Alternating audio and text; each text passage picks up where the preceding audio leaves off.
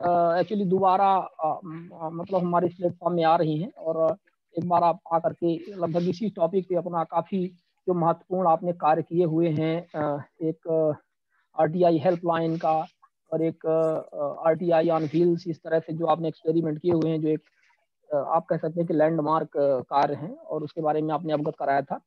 अब अपन उसी को आगे बढ़ते हैं और कुछ और आपसे सीखते हैं, नए आपके अनुभव और जो भी इसमें आप कार्य कर रही हैं। स्वागत है मैडम। शिवानंद जी, एक रिक्वेस्ट है, मुझे अगर थोड़ा सा और टाइम दे दीजिए तो मैं नेटवर्क एरिया में पहुंच सकूंगी, नहीं तो यहाँ पर बहुत प्रॉब्लम है। इसकी वजह से आप थोड़ा प्रोग्राम चालू रखिएगा, मैं बाद में जरूर बात करूंगी। जी बिल्कुल बिल्कुल बिल्कुल मैडम, नेटवर्क की थोड़ा सा इशू आ रहा है, तो बिल्कुल समझ में आ रहा है। तो ठीक है, फिर हमारे बीच में देवेंद्र अग्रवाल जी हैं, हमारे को ऑर्गेनाइजर इस कार्यक्रम के छत्तीसगढ़ से हैं हमारे देवेंद्र जी। और देवेंद्र जी को हम आपको को होस्ट भी बनाए हैं, तो अपने जो भी अन्य साथी हैं आप उनको मॉडरेट करेंगे। और आज हमारे रीवा जिले से एक आम आदमी पार्टी के प्रमोद शर्मा जी भी है, वैसे सोशल एक्टिविस्ट भी है वो, लेकिन चूंकि उनका थोड़ा सा राजनीतिक बैकग्राउंड है। और आपका स्वागत है प्रमोद जी, आपने भी कॉल किया था जुड़ने के लिए। आप हमारे बीच में नए हैं यहाँ पर इस मीटिंग में आज। बहुत बहुत धन्यवाद आपका। आप लोगों का जो कार्य है वो जनहित में है, और जिस प्रकार आप कार्य कर रहे हैं निश्चित तौर से जो है बेहतरीन है। मेरी शुभकामनाएं आप सभी को, लोग देश हित में जो कार्य कर रहे हैं। बहुत बहुत धन्यवाद आपका जी। तो देवेंद्र अग्रवाल जी, अब कार्यक्रम को प्रारंभ किया जाए, तब तक हमारे माननीय अन्य महोदयगण हैं वो थोड़ा सा पधारेंगे, तो आप अपनी बात यहाँ पे रखें।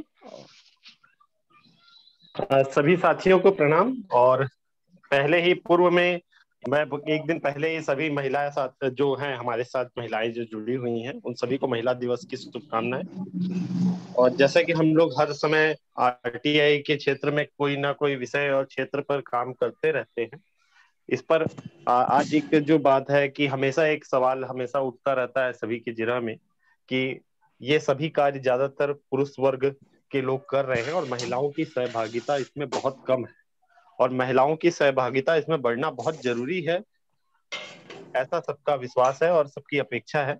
इसके पीछे एक मूल वजह ये भी है क्योंकि समय समय पर कई तरीके के आरोप प्रत्यारोप होते रहते हैं, लेकिन जो महिला वर्ग है जब इसमें जुड़ते हैं तो उनका एक मुद्दा होता है लोक कल्याण।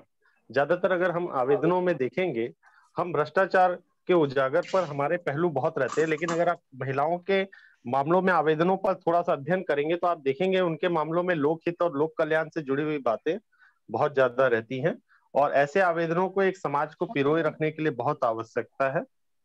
तो मेरा इसमें ये बहुत आशा और अपेक्षा है कि महिलाएं ज्यादा से ज्यादा इसमें आए, और हमें घर की महिलाएं जो शामिल है उनको भी इसके लिए सजग और प्रेरित करने की आवश्यकता है कि वह भी जो बिंदु वो अपने आसपास देखती हैं या उनको ऐसा लगता है कि इन मुद्दों से सरकार से किसी बात पर जानकारी लेकर सुधार की आवश्यकता है, तो वो उनको उपयोग करने के लिए उनको प्रेरित करें, वो बहुत जरूरी है।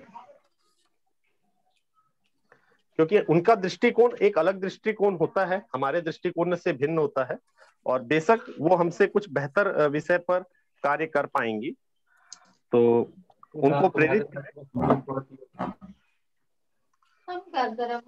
हमारे साथ अगर आज कोई महिला वर्ग से हमारे इसमें कोई आरटीआई कार्यकर्ता, सहयोगी, उपयोगकर्ता जुड़े हों, तो हमें ज्यादा से ज्यादा उनको सुनने का अवसर देना चाहिए, उनकी बातों और विचारधाराओं को ज्यादा से ज्यादा लेना चाहिए कि हम कैसे आरटीआई में सुधार कर सकते हैं, हमें किस तरीके की एक्टिविटी को बढ़ावा देना है। जी बिल्कुल, हमारे बीच में एक आर.के. शर्मा जी के उससे आईडी से हमारे बीच में एक मैडम, आपका स्वागत है। कृपया अपने बारे में, आपका आईडी तो आर.के. शर्मा का बता रहा है मैडम, लेकिन हमें लग रहा है कि आप बिल्कुल हमारे इस कार्यक्रम में नई हैं, तो आपका सबसे पहले हम स्वागत करते हैं, और कृपया थोड़ा अपने बारे में बताएं। जी, मैं आर.के. शर्मा जामताड़ा जिले से हूँ, झारखंड। मैं इस क्षेत्र में बहुत दिनों से जुड़ी हुई हूँ, लेकिन हमारा झारखंड में सूचना आयुक्त को नियुक्त किया ही नहीं गया है, बहुत ही महीनों से खाली पड़ा है। ये पद बहुत ही दिनों से खाली पड़ा हुआ है, इसलिए लोगों को बहुत ज्यादा परेशानी हो रही है सूचना लेने में।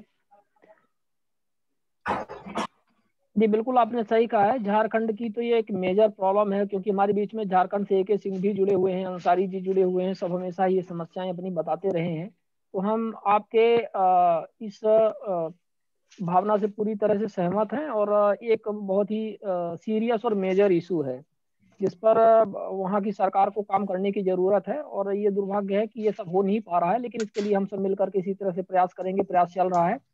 और निश्चित तौर पर वो प्रक्रिया तो अपन सरकार पर एक तरह से प्रेशर लगाने का हम लोग काम कर रहे हैं। हमारे बीच में AK सिंह जी हैं। AK सिंह जी क्या बताएंगे झारखंड में, चूंकि ये मामला उठा हुआ है, तो वर्तमान में क्या स्थिति है? वासिम अंसारी जी भी हैं, AK सिंह जी भी, कृपया बताएं कि क्या सरकार इसमें कर रही है कुछ यूनाइट को नीट करने के लिए। वर्तमान में सरकार ने अभी कुछ दिन पहले ही पहल किया है कि अभी तो विधानसभा सत्र चल रही है, तो मांगे हो रही है कि विपक्ष के सबसे बड़े जो नेता है उनका मनोनयन किया जाए, ताकि जल्द से जल्द सूचना आयुक्त नियुक्त हो सके। उसी पर मंथन जारी है। अब देखिए विधानसभा सत्र के बाद ही कुछ निकल सकता है इसका हल। जी जी बिल्कुल। तो RK शर्मा, हाँ RK शर्मा जी, कृपया आप ये बताइए कि आप इस फील्ड में कब से जुड़ी हुई हैं और आपने क्या क्या योगदान दिए हैं? थोड़ा सा मतलब कुछ भी अपने इस कार्य के बारे में अवगत कराने का कष्ट करें। मैं इस फील्ड में बहुत दिनों से जुड़ी हूँ, काफी सालों से, और मैंने बहुत लोगों को जागरूक भी किया है। बहुत सारी महिलाओं को स्पेशली मैंने कहा है कि इस चीज से जुड़े, क्योंकि महिलाएं इन चीजों में कभी भी इंटरेस्ट ज्यादा लेती नहीं है। और महिलाओं को समझा जाता है कि उन लोग को मतलब जैसे कम समझ में आता है, ये मतलब बहुत ही खराब बात है। बहुत सारे लोग इसमें से अभी भी जुड़े हुए हैं, यहाँ से बहुत सारी महिलाएं जुड़ी हुई है हमारे साथ। जी बिल्कुल। तो आप लोगों को क्या चैलेंजेस का सामना करना पड़ता है? थोड़ा सा इसके बारे में अवगत कराएं। आपने अभी तक जो भी काम किया, तो आप लोग किस तरह के चैलेंजेस का सामना करते हैं? कैसे आप उसको डील कर पा रही हैं? क्या समस्याएं आ रही हैं? समस्याएं तो जवाब नहीं दिया जाता है।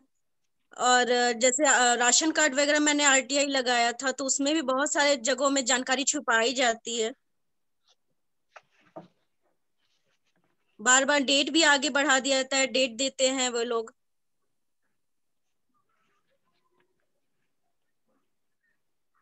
जी बिल्कुल। तो ये तो खैर ये ऐसी समस्याएं हैं जो हम सब RTI से जो यूजर्स हैं जुड़े हुए, उन सबको ये सामना करना पड़ता है। तो आम हमारे बात है, साथ खैर ये तो सुनीता आयोग जैन दिन मैडम भर भी आप जुड़ चुकी हैं अजमेर से। मैडम जी कल महिला दिवस सुनीता है, जैन मैडम जिसके का लिए आज स्वागत का है। महिला सहभागिता का कार्यक्रम है, और आपको पूर्व में ही हम सब जो है हार्दिक बधाई देते हैं कल के लिए। और सबसे पहले मैं थोड़ा सा रिक्वेस्ट करूंगा, आप सभी हमारे जो भी यहाँ पे पार्टिसिपेंट्स हैं, कृपया अपना जो नहीं बात कर रहे हैं, जो नहीं बोल रहे हैं, कृपया अपने आप को वो म्यूट करके रखें। तो आप के जो साइड में एक बटन होगी माइक की, उसमें हरा हरा आपका बार बार दिखता है, उसको आप क्रॉस लगा दीजिए उंगली से टच करके, तो ये समस्याएं नहीं होगी, क्योंकि बीच में नॉइज आ जाती है। बस हम आपसे यही निवेदन करेंगे।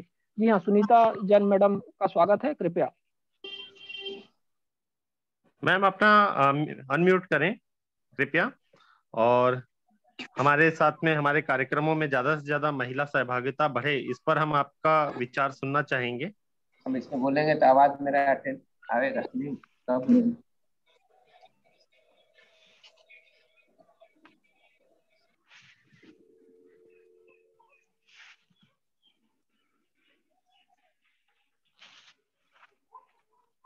हमें लगता है कि कुछ नेटवर्क का इशू आ रहा है इस समय। तो ठीक है, हम वापस लौटते हैं।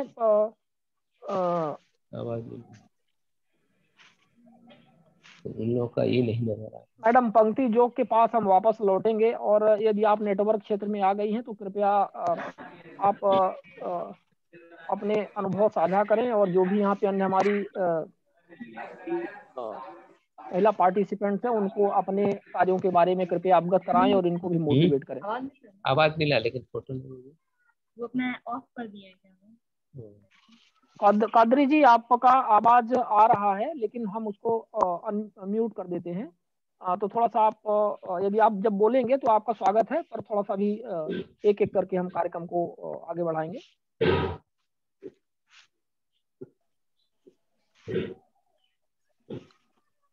जी शिवानंद जी, धन्यवाद इस कार्यक्रम में शामिल करने के लिए। और सबसे पहले नेटवर्क का इशू आपका अभी भी आ रहा है, नेटवर्क का इशू अभी भी आ रहा है, क्योंकि आवाज आपकी कट रही है। ओके, तो ठीक है, तो अगर बाद में मैम मैं चाहें तो वीडियो बंद करके आवाज साफ हो सकती है। अगर आप चाहें तो वीडियो ऑफ कर लीजिए, हाँ शायद आवाज साफ हो जाए।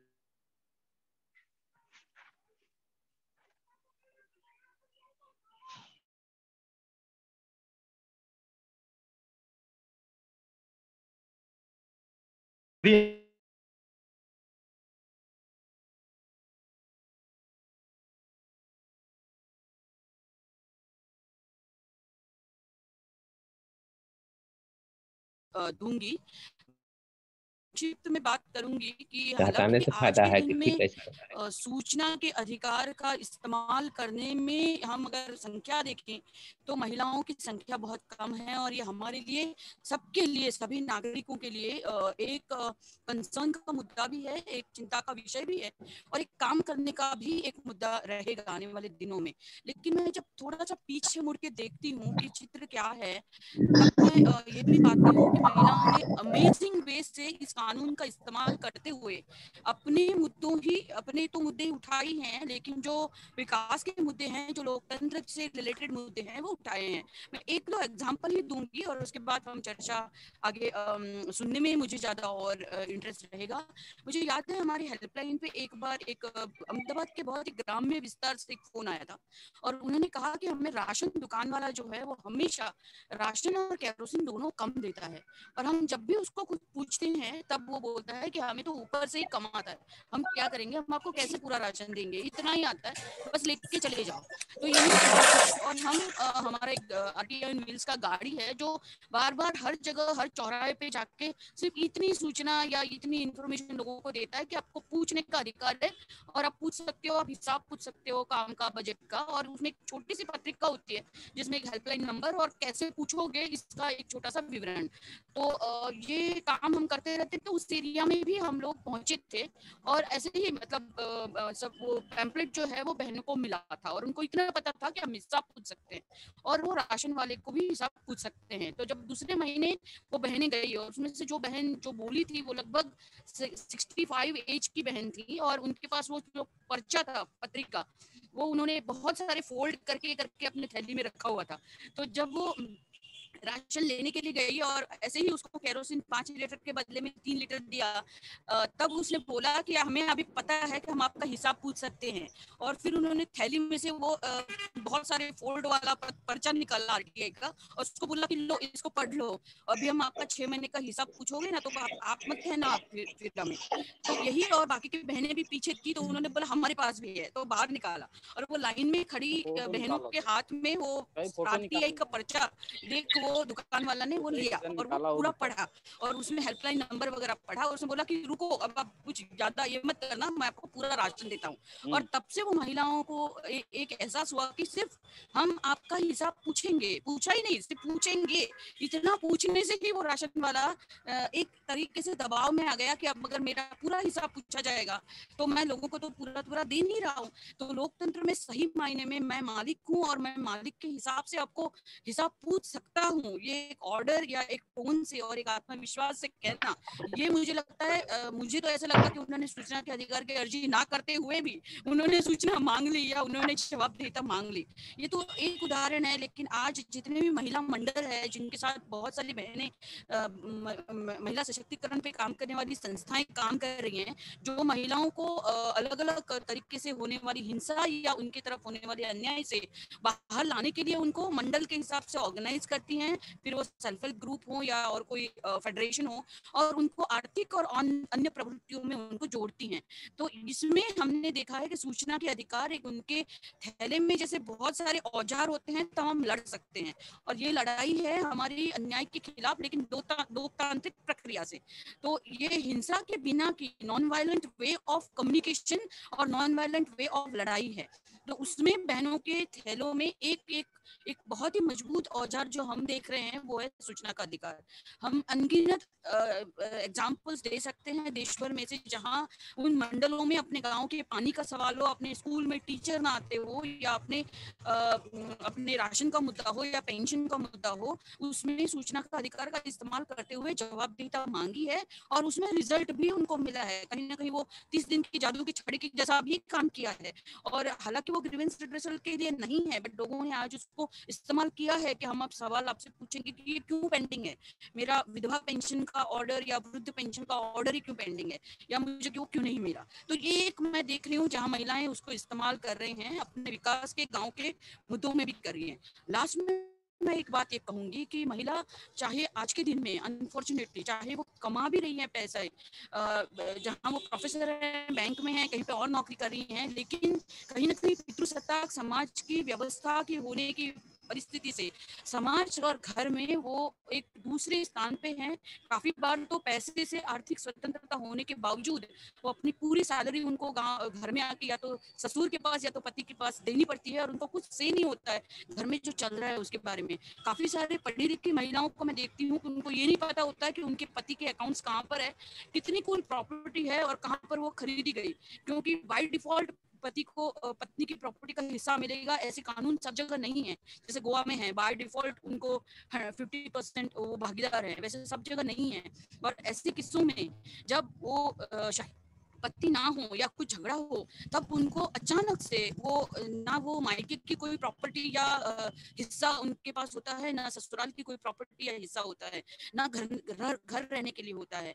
और ऐसे हिस्से में उनको अचानक से एकदम वल्नरेबल पोजीशन में भेज दिया जाता है। ये सूचना का अधिकार है, वो उनको अधिकार देता है, वो हर एक चीज, वो पर्चा, वो डॉक्यूमेंट और वो एविडेंसेस निकलवाने का, चाहे वो बैंक हो, चाहे वो प्रॉपर्टी के जो ऑफिस है वहां हो, जहां से उनको पूरा एविडेंसेस मिलता है कि कितनी प्रॉपर्टी उनकी है और उसमें वो अपने हिस्से के लिए लड़ती है। ऐसे ही जब हिंसा के केसेस आते हैं और जब उनके ऊपर अन्याय होता है, तब भी उनके पास एक पुख्ता डॉक्यूमेंट और जवाबदेहिता, वो पुलिस तंत्र हो या दूसरे जो तंत्र उनको सहायक।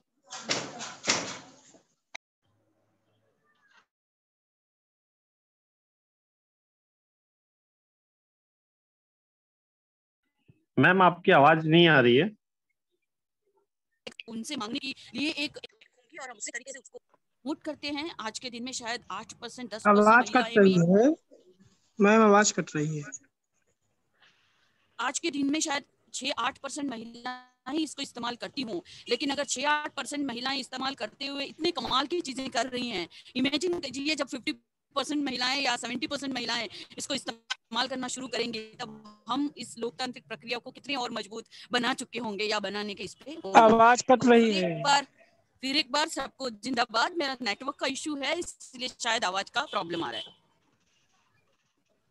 जी, नेटवर्क का इशू था मैडम का, मैडम ने बताया भी था। खैर एनीवे, हमारे बीच में माननीय शैलेश सर जुड़ चुके हैं। सर स्वागत है बहुत बहुत। और ये मीटिंग आपके अंतर्राष्ट्रीय महिला दिवस के उपलक्ष्य पर सर रखी गई है, और आप लोगों का ये टॉपिक राहुल सिंह सर से भी डिस्कस हुआ था और उन्होंने इसमें सजेस्ट किया था। तो अब इस टॉपिक पे आप भी अपने सर विचार रखें, और राहुल सिंह सर अभी शायद जुड़ने में उनको कुछ समय लगेगा। राहुल जी आप पहले। नहीं आप सर जुड़ चुके हैं, स्वागत है जी। एक्चुअली अपन ध्यान नहीं दे पाए सर, स्वागत है आप। नहीं राहुल जी आप पहले शुरू कीजिए। तो मेरा तो बहुत छोटा वक्तव्य है इस पे। यह हकीकत है कि महिलाएं बहुत कम इसका इस्तेमाल कर रही हैं और मुझे समझ में नहीं आया क्यों। और वो मैं समझता हूँ हम आरटीआई में काम करने वालों का, कार्यकर्ताओं का कोई न कोई खामी रह गई है। बट ये जरूर है कि जैसे पंक्ति ने कहा कि अगर महिलाएं इसका फुल स्केल उपयोग करना शुरू कर दें तो सचमुच हम फास्टर पहुंच सकते हैं लोकशाही की तरफ, सूचना के अधिकार का अवमान की तरफ। आज की पैनल मीटिंग में भी आई थिंक मेरे ख्याल से 10% के ऊपर लेडीज शायद नहीं होंगी, और ये अपने सबके लिए चिंता का विषय है कि हम क्यों उनको इंक्लूड नहीं कर पा रहे हैं। धन्यवाद।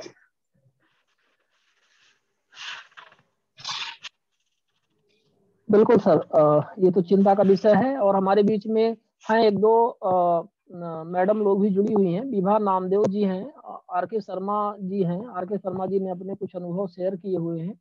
और यहाँ पर एक जैन मैडम है, शायद जैन मैडम अग्रवाल जी, जैन मैडम कुछ बोलना चाहेंगी क्या? उनको पहले अपन लोग सुन लें, आप बात कर रहे थे।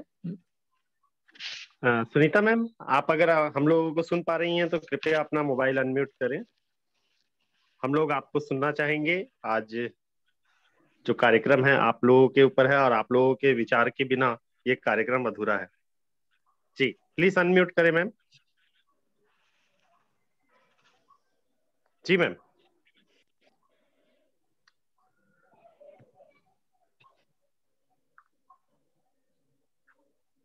Good morning everybody. Good morning ma'am. कैसे हैं सब लोग? सब बढ़िया है मैम। और आपको कल अंतर्राष्ट्रीय दिवस की हम लोग अपने पहले ही आपको उसकी बधाई भी देना चाहेंगे। आप सबको भी बहुत बहुत बधाई हो कि आप लोगों ने पहले को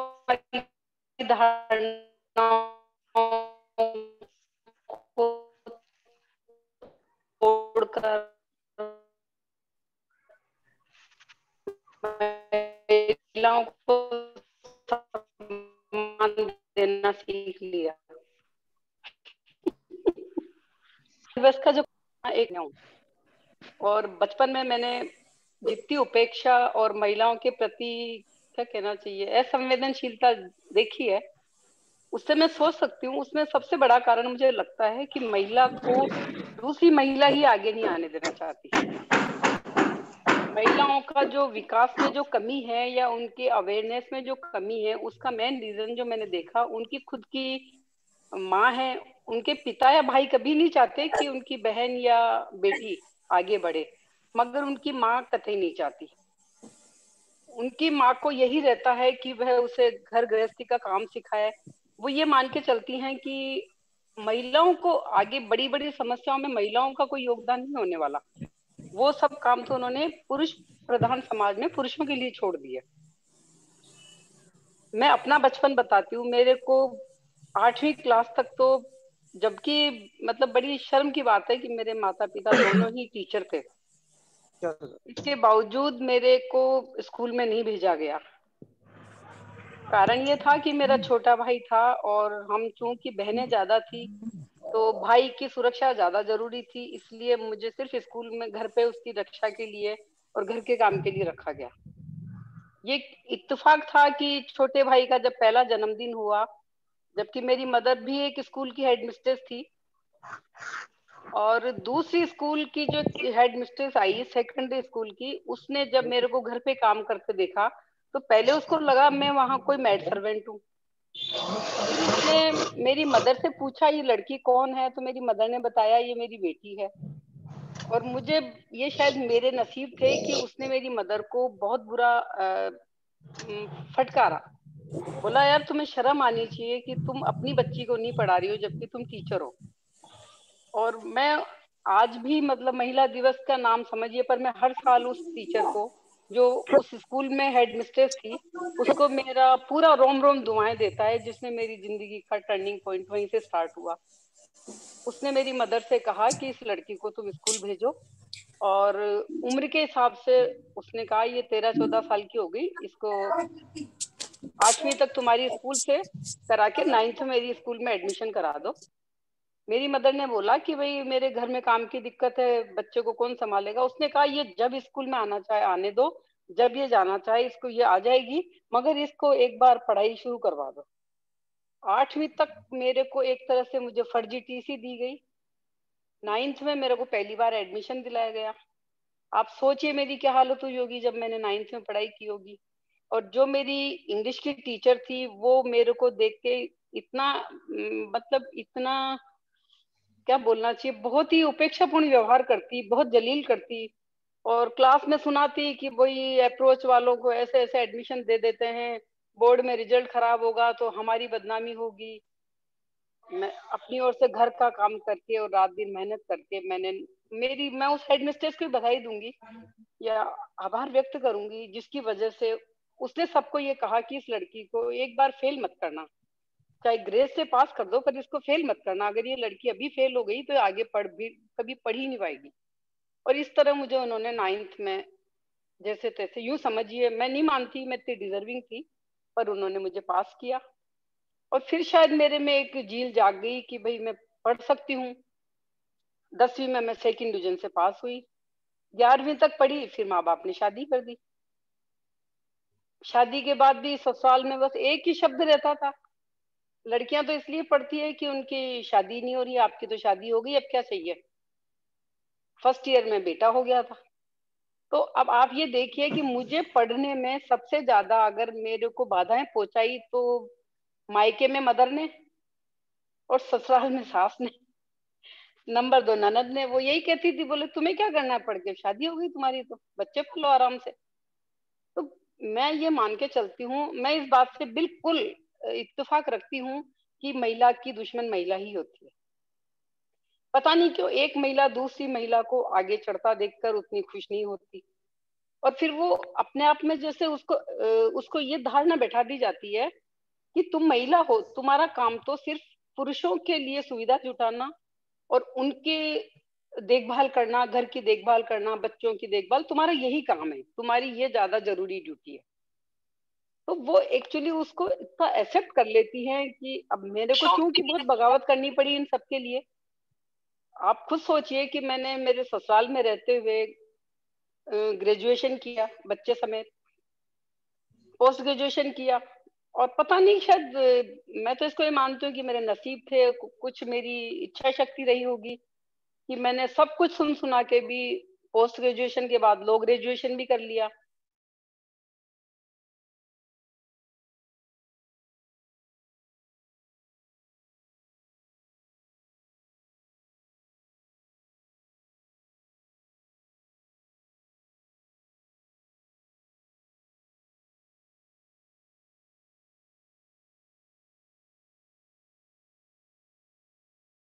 अभियोजन विभाग में तब महिलाएं होती नहीं थी। पुलिस वाले, जज वगैरह हमें इस तरह देखते थे जैसे कोई हम चिड़ियाघर का जानवर हो। कोर्ट में जाते तो हर मजिस्ट्रेट की इच्छा रहती थी कि ये महिला एपीपी एक बार हमारी कोर्ट में आए, हम देखें सरकारी वकील कैसा होता है, जो भी फीमेल सरकारी वकील कैसी होती है।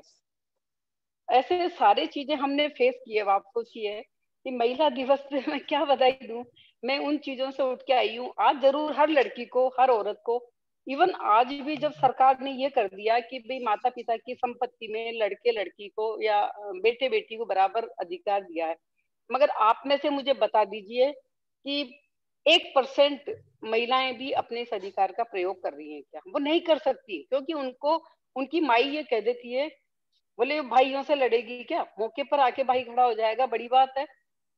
हम और आप आराम से देखते हैं कि हम हमारे घर में क्या हमारी पत्नियों को ऐसा करने के लिए हम मोटिवेट करते हैं? हम ये मान के चलते हैं कि भाई वो घर संभाले तो ज्यादा बेटर है।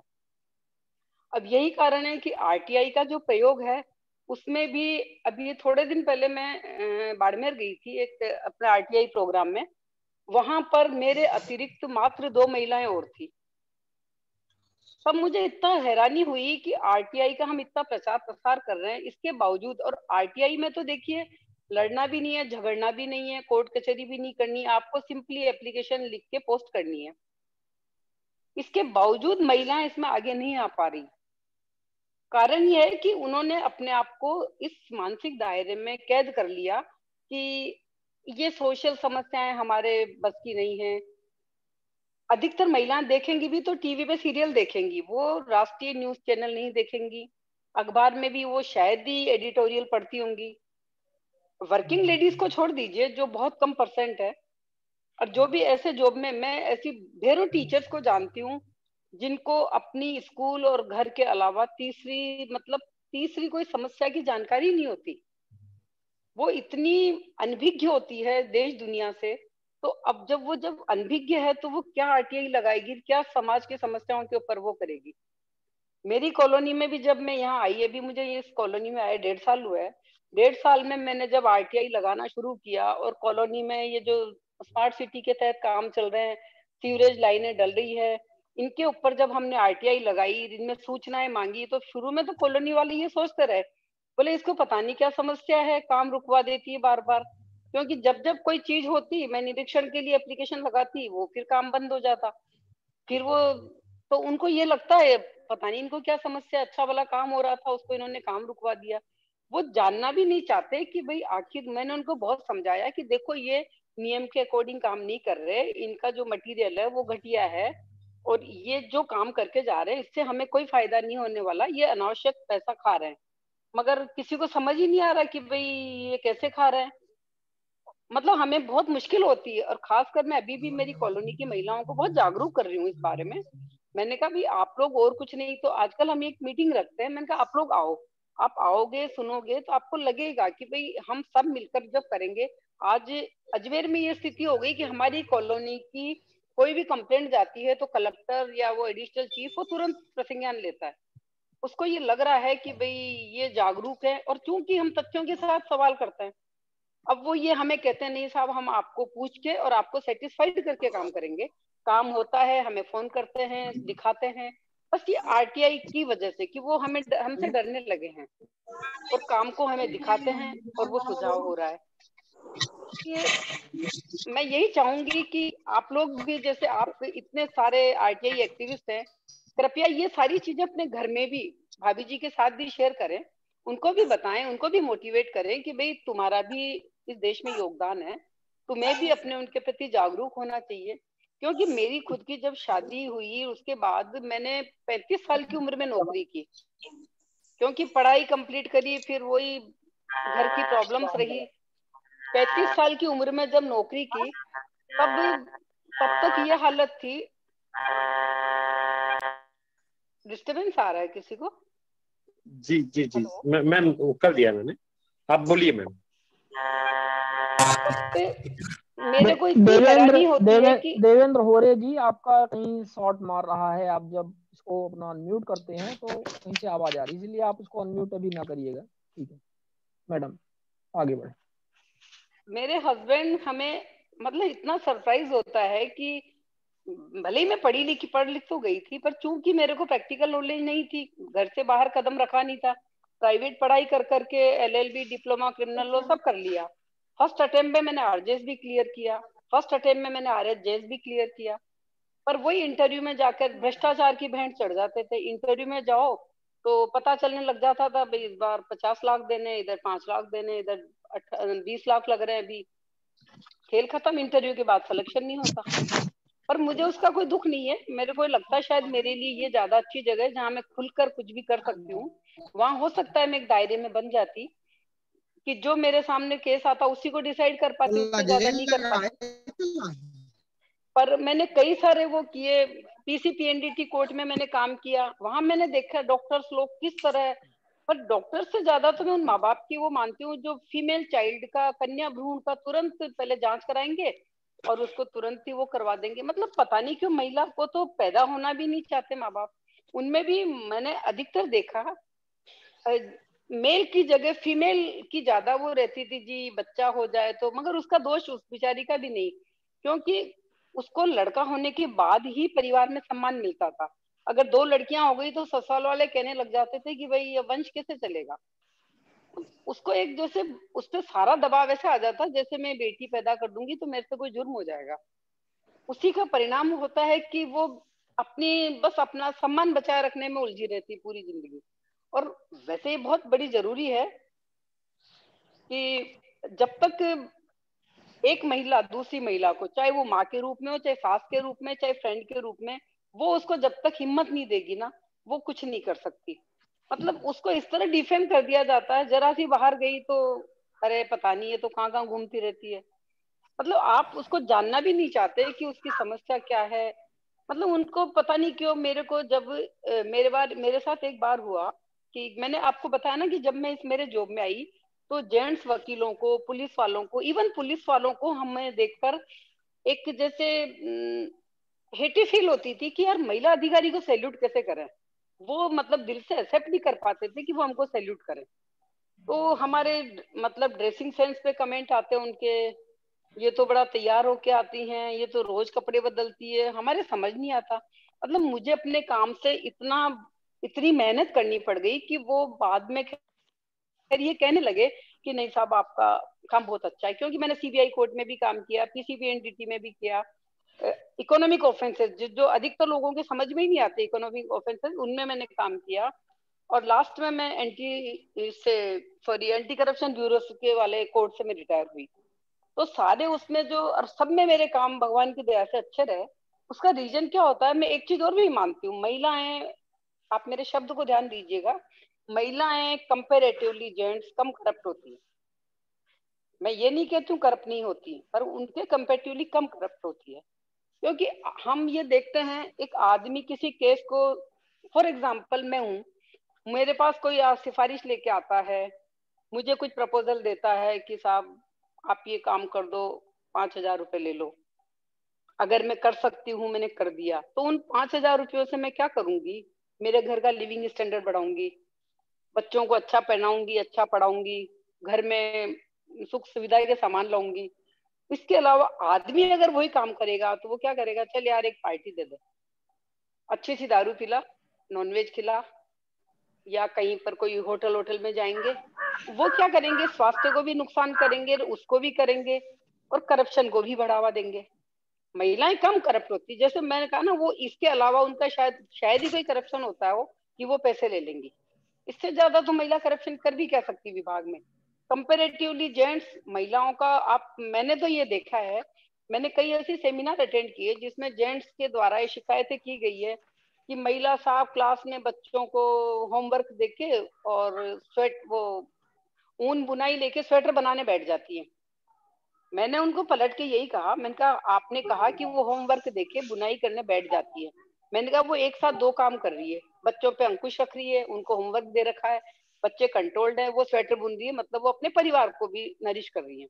मैंने कहा वो तो एक साथ 3 काम कर रही है। और मैंने कहा आप क्या करते हो, आने के साथ ही सबसे पहले बाहर जाओगे, कमेंट्री आ रही, न्यूज आ रही है, तो आप पान वाले के खड़े हो जाओगे, आधा घंटा तो आप गुटखा खाने में, चाय पीने में खड़ा होके लगा दोगे। तो मैंने कहा महिला जो काम कर रही है वो कंस्ट्रक्टिव वर्क करती है। मैंने कहा आप जो करते हो वो डिस्ट्रक्टिव करते हो, उसमें आपका स्वास्थ्य भी खराब होता है और आप नुकसान भी पहुंचाते हो। तो ये कंपेरेटिवली बेसिक जो हमारे उसके अंदर है, अब पहले जैसी स्थिति नहीं है, मैं ये मान रही हूँ। जेंट्स की भी महिलाओं के प्रति धारणाएं बहुत सुधरी है पहले से। पहले जो उसको एकदम औरत के नजर से देखता था, काफी सुधार आया है अब, क्योंकि एक तो महिलाएं बहुत सारे जॉब में आने लगी हैं, हर तरह के में, तो हम उनको देखने के आदी हो गए, वरना पहले वो हमें एक महिला के रूप में नजर आती थी। अब हम देखते हैं भाई आरएस है, या आईएएस है, आईपीएस है, आरपीएस है, पीओन है, या बैंक एम्प्लॉय है, टीचर है, पर हम अब उसको हम उसके डेजिग्नेशन से देखते हैं, ना कि बीइंग लेडी। पर इसके लिए हम सबको क्या है कि अपने आप में सुधार करने की, हमारे बच्चों को ये बताने की जरूरत है कि बेटा महिला हो या पुरुष हो, दोनों बराबर हैं। जब संविधान ने हमको बराबर के अधिकार दिए हैं, तो हम समाज में क्यों इन दोनों में दुर्भावना रखते हैं। तो दोनों में ये जब हम बच्चों से ही शुरू करेंगे, तब हमारे महिला दिवस सार्थक होगा, और तभी हमें लगेगा कि हम कुछ अच्छा कर रहे हैं। किसी को मेरी कोई बात बुरी लगी हो, क्षमा चाहूंगी, अपनी बात खत्म करती हूँ। नमस्कार। आपने अपने संघर्ष की बात बताई, आपने जिस तरीके से आपने संघर्ष पूर्ण जीवन जिया है, और इसमें कोई भी आपने कोई गलत या ऐसी कोई बात नहीं कही है जिससे किसी साथी को बुरा लगना चाहिए। और ये बात सच है कि अगर किसी दिन मेरी वाइफ की तबीयत खराब हो जाए तो मैं घर नहीं संभाल सकता। जितना वो मेहनत करती है सुबह जल्दी उठ के और रात को देरी से सोकर, वो हम नहीं कर सकते। हमारे पास इतनी काबिलियत नहीं है कि हम एक साथ 2-3 काम कर सकें। तो आप लोग धन्य हैं मैम। लेकिन जैसा कि कुछ साथियों का कहना है कि जैसा कि हम आरटीआई पर इस टॉपिक पर जुड़ते हुए सहभागिता पर विषय लेके आए हैं, और आप इसमें जिस तरीके से जुझारू काम कर रही हैं, तो बस मेरा इसी तरीके से कहना रहेगा आपसे, कुछ अगर आप क्या इसमें कोई 2 शब्द अगर आप और जोड़ना चाहें कि आपकी क्या समझ है, इसमें हमें क्या करना चाहिए आरटीआई के क्षेत्र में, और किस तरीके से महिलाओं की सहभागिता बढ़ाई जा सकती है, इस पर अगर आप कोई 2 लाइन और जोड़ना चाहें मैम, तो आपका निवेदन करूंगा। गुड़ी क्या कर रही, खाना खा रही? हमें हमारे साथ अंतरा अपने बहन घर और जी इस पे लगा जी जी मैम बोलिए बोलिए। हाँ, हमें ये शुरुआत अपने घर से, अपने आसपास से करनी चाहिए कि हम उन महिलाओं को भी अपने हर एक्टिविटी में शामिल करें और उन्हें इन सबके प्रति पे क्लिक कर दिया मैंने, जागरूक करें। ठीक है। अंतरा बहन हमारे साथ जुड़ी हुई है, शिवानंद भैया हमारे साथ अंतरा जी जुड़ी हुई हैं, प्रीतम जी जुड़े जो महिलाएं हैं। बिल्कुल मैं आपको वापस सौंप रहा हूँ, आप अपने हिसाब से इसको आगे बढ़ाएं बिल्कुल कार्यक्रम। नहीं ठीक है। अभी हम लोगों ने जिस तरह से कार्यक्रम का टॉपिक रखा है उस हिसाब से उनका अनुभव हमें सुनना चाहिए और बहुत अच्छी बात है। बाकी हमारे लोगों के कार्यक्रम तो मतलब कोई ऐसा नहीं कि हमारे लोगों के कार्यक्रम इन द सेंस कि हमारा सिर्फ पुरुषों का कार्यक्रम है तो हमेशा ही खुला रहा है, लेकिन आज स्पेशली अपन जिस टॉपिक को लेकर के तो इनको सुनना बहुत आवश्यक है हमारे ख्याल से, और बहुत अच्छी बात है कि ये सारी चीजें आज फोरम में आ रही हैं। तो प्रीतम कुशवाहा जी बिल्कुल आपने सही बात कही है। वो हमारे बीच में एक यंग पार्टिसिपेंट्स भी हैं, वो कुछ अपना अनुभव शेयर करेंगी और उनको हम यहाँ पर सुने। हमारे माननीय गण भी मौजूद हैं। तो प्रीतम कुशवाहा बताएं आप अपने कुछ आरटीआई से जुड़े हुए अनुभव के बारे में। सुन पा रही हैं? नमस्कार सर आप सभी लोगों को, पर मैं कुछ बोल नहीं पाऊंगी सर, अभी मैं सिर्फ सुनना पसंद करूंगी। सॉरी। चलिए कोई बात नहीं, जब आप बोलने के लिए आज आपके बोलने का दिन है मैम, हम चाहते हैं हम अभी मैं कुछ अगर आपका कुछ समझ अभी बोलने के उपलक्ष्य में नहीं रास्ते में। हाँ ठीक है बिल्कुल। तो अभी और हमारे बीच में और पार्टिसिपेंट्स यदि हैं तो वो भी अपनी बात रखें। किनका आप जिक्र कर रहे थे देवेंद्र जी?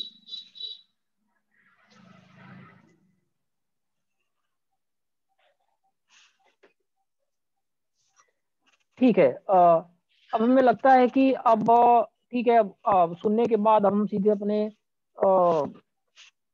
माननीय आयुक्त महोदय जी लोगों के समक्ष हम आते हैं और इस विषय पर एक अपना विश्लेषण उनका इसमें सुनते हैं कि वो इन सब चीजों को कैसे देखते हैं। और आयोग में मतलब आरटीआई में खैर आयुक्त भी माननीय Shailesh Gandhi sir CIC central information commission में आयुक्त 4.5 वर्ष का अपना बहुत ही महत्वपूर्ण उन्होंने अनुभव दिया है, तो उनके पास बहुत ज्यादा इसके डेटा ऑलरेडी मौजूद हैं, डिटेल्स हैं। तो वो बताएंगे कि आरटीआई में कितना पार्टिसिपेशन महिलाओं का रहा है और कैसे उन्होंने इसको देखा है। और हमारे राहुल सिंह सर माननीय सूचना आयुक्त मध्य प्रदेश, जिन्होंने जीआरडी डेस्क खोलकर एक विशेष व्यवस्था उन्होंने की हुई है और महिलाओं के जो आवेदन है उनको बहुत ही हाईएस्ट प्रायोरिटी के साथ उन्होंने इसको रखने का प्रयास किया है। और उनके अनुसार कल 8 मार्च जो अंतर्राष्ट्रीय महिला दिवस है तब तक हमारे संभाग के जितने भी मामले हैं उसमें 0 पेंडेंसी का उनका एक टारगेट था, तो उसके विषय में भी हम जानेंगे। तो पहले हम प्रारंभ करते हैं गांधी सर से, थोड़ा सा अपने अनुभव को शेयर करेंगे। ने पहले भी कहा वैसे करीब 4-5% महिला एप्लीकेंट्स आती थी इस कमीशन में मेरे सामने। और एक चीज इसके साथ और जोड़ दूं, सुनीता जी ने कहा मैं सुन रहा था 14.5% एमपीज महिलाएं हैं, तो कम से कम उतना प्रतिशत लोग महिलाएं तो पूरे देश में जागरूक हैं। सूचना के अधिकार के मूवमेंट में हम क्यों नहीं ला पा रहे हैं वो हमें कहीं देखना पड़ेगा, सोचना पड़ेगा। कहीं शायद महिलाओं की भी कुछ कमी होगी, कहीं हमारी भी कमी होगी। और जहां तक प्रायोरिटी की बात है, मैं बहुत कन्विक्शन से ये मानता हूं कि जब तक प्रायोरिटी देंगे तब तक हमारी सिस्टम में कुछ खामी है। और मेरा ये अटेम्प्ट था एंड रीजनेबली फुलफिल भी करता था कि 60-70 दिन के अंदर ज्यादातर अपील्स या कंप्लेंट्स का निराकरण कर लेता था। तो ना मैं सीनियर सिटीजन को प्रायोरिटी देता था ना महिलाओं को, सब लाइन में आते थे, मगर 60 to 90 डेज में उनका कर लेता था और मैं किसी को प्रायोरिटी नहीं देता था। अब राहुल जी की बात सुनेंगे। जी सर। सुनीता जी और यहाँ पर पंक्ति जोग जी ने इससे पहले काफी इसमें प्रकाश डाला है कि किस तरह से महिलाओं को विरोध का सामना करना पड़ता है और किस तरह से आरटीआई में उनकी भागीदारी कम भी है। और इनफैक्ट ये चीज़ मैंने बहुत करीब से देखी आयोग में। जब मैंने यहाँ ज्वाइन किया एज अ राज्य सूचना आयुक्त, तो मैंने पाया कि यहाँ पर महिला आरटीआई आवेदक जो है बहुत ही कम है। एक तो जो सर्विस के इश्यूज होते हैं, सर्विस इश्यूज से रिलेटेड कुछ महिलाएं जो हैं वो अपने बात को रखती हैं। कई बार उनकी पेंशन से रिलेटेड मैटर रहता है और कई बार उनके सैलरी से रिलेटेड इश्यूज होते हैं, उसके लिए उनके आवेदन आते हैं। इसके अलावा जैसा श्री शैलेश गांधी जी ने बताया कि 4 से 5% का था, यहाँ पे तो मुझे 3 से 4% तक ही नजर आते हैं कि 3 से 4% से ज्यादा भागीदारी नहीं है। और इवन सूचना आयोगों में भी मैंने अपने खुद हमारे आयोग में जो महिला एक आयुक्त होना चाहिए, तो कोई इंफॉर्मेशन कमिश्नर जो है वो महिला नहीं है। तो मुझे लगता है कि ऐसा क्यों है कि सिर्फ पुरुष ही हैं क्या? तो वो पता नहीं कुछ एक अप्रोच, या ऑफिसर्स भी आते हैं जैसे ब्यूरोक्रेसी से और ऑफिसर्स भी बाकी सब इनसे फील्ड से स्ट्रीम से आते हैं, लेकिन महिला सूचना आयुक्त जो है वो क्यों नहीं है? वो भी एक सवाल जो है वो सामने है और उसको हमें देखना होगा। और जब मुझे लगा कि इसमें पार्टिसिपेशन कैसे बढ़ा सकते हैं खासतौर से आरटीआई आवेदन में, क्योंकि मैंने एक बार, आपको याद होगा मैंने पहले भी कहा था कि अगर आरटीआई आवेदन में महिलाएं इन्वॉल्व होंगी तो एक बेटर वर्क कल्चर डेवलप होगा।